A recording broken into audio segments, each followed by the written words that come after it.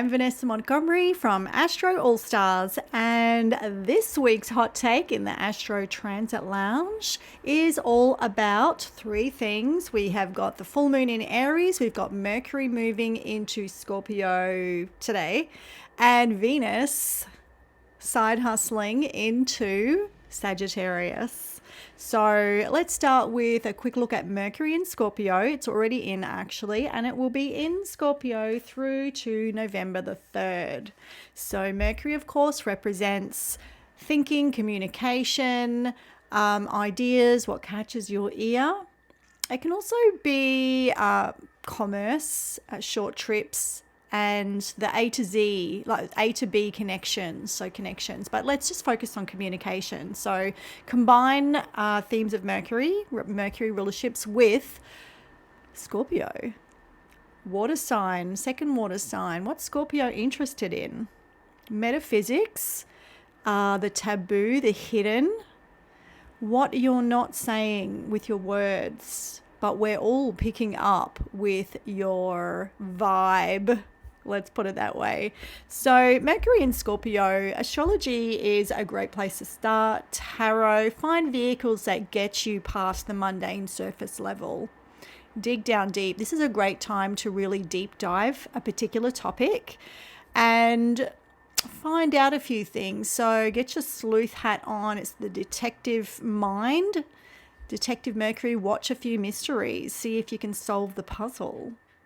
Find a mystery to solve.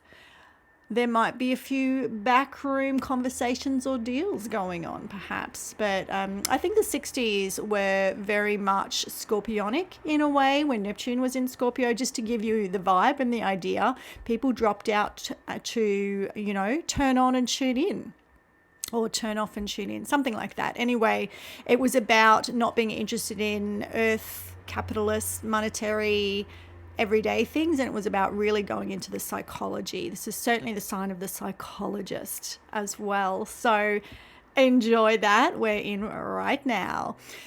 We have Venus going into Sagittarius and the full moon in Aries before that actually. So let's talk about Venus first, and then we'll stick with the full moon. So Venus goes into Sagittarius on the 18th of October, depending where you live, and the 12th of November it finishes up and moves into Capricorn. Over this time, Venus will be going out of bounds, and we find when Venus goes into Sagittarius and is out of bounds, that Christmas crazy spending really happens. So this time Venus is coming in a bit early, so they'll either be spending earlier, or it'll just kind of feel a bit more dampened and cooler by the time the traditional spending period happens, which of course is over Sagittarius season. I mean, it's still in there, so it will be out of bounds 26th of October to the 4th-ish of December. It's going to be interesting. It's always interesting. So Venus only goes out of bounds in a few signs. Well, all the signs only go out of bounds in a particular signs, and Sag and Capricorn is one of them. So it goes through to from 9 degrees Sagittarius to 25 degrees Capricorn. And just watch your spending as well. Watch for spontaneous spending, which is why it's so extra wild in Sagittarius, because Sagittarius is so impulsive. Not as impulsive as Aries, but let's say it's a fire sign, so it still goes pretty wild. It's so random because it's a mutable sign. Let's check the time. So more about that next week, because it doesn't go out of bounds until next week. Venus in Sagittarius itself. Venus, what do we love? What are we attracted to? How do we flirt? What do we enjoy? In Sagittarius themes. So who's the hottie this month? It's Sagittarius. What? Thank you, ma'am. So being a Sagittarius myself, I'm really looking forward to this annual transit because it goes over 5 of my planets and I get a Venus return in Sagittarius. So always a favorite. Look out for the Venus cycle in your chart.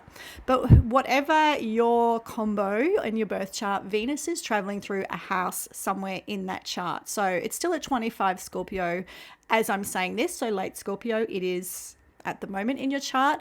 And when it goes through Sag, have a look where that's going to be in your chart and write down a few times. If you want to schedule in with me and we can find some really great days or map out some times for you following the Venus or Jupiter cycle or the solar cycle for that matter, let me know. Book in at astroallstars.com. So and learn about it all with my book Astro Power, a simple guide to prediction and destiny for the modern mystic, to deep dive the planets and the meanings so you understand how to read them as they go through the sky.